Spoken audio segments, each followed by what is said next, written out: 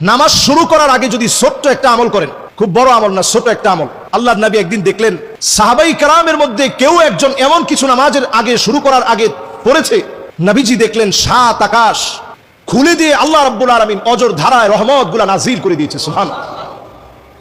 আল্লাহর নবী অবাক হয়ে গেলেন। নামাজের সালাম ফিরিয়ে নবীজি বললেন, তোমাদের ভিতরে কে এমন আছে, এমন কিছু নামাজের ভিতরে তুমি পড়েছো আল্লাহ পাক তোমার জন্য 7 আকাশের দ্বার খুলে অজর ধারায় রহমত নাজিল করে দিয়েছে। কেউ হাত তুলে না। একজন সাহাবী হাত তুললেন, ওগো নবীজি, আমি অতিরিক্ত 3টা বাক্য বলেছি, আল্লাহু আকবার কাবীরা ওয়ালহামদুলিল্লাহি কাসীরা ওয়া সুবহানাল্লাহি বুকরাতাও ওয়া আসীলা। আল্লাহু আকবার কাবীরা ওয়ালহামদুলিল্লাহি কাসীরা ওয়া সুবহানাল্লাহি বুকরাতাও ওয়া আসীলা। এই 3টা বাক্য বলেছি।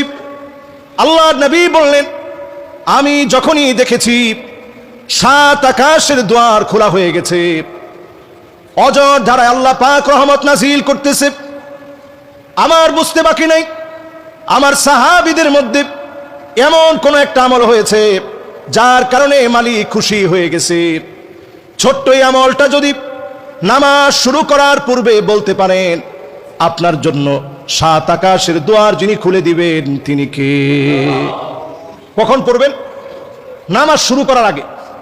ইমাম সাহেব তেলাওয়াত করতেছেন, আপনি এসে দাঁড়িয়েছেন, মনে মনে ছোট্ট করে পড়ে ফেলেন, আল্লাহু আকবার কাবীরা ওয়ালহামদুলিল্লাহি কাসীরা ওয়া সুবহানাল্লাহি বুকরাতাও ওয়া আসীলা। সহজ না কঠিন?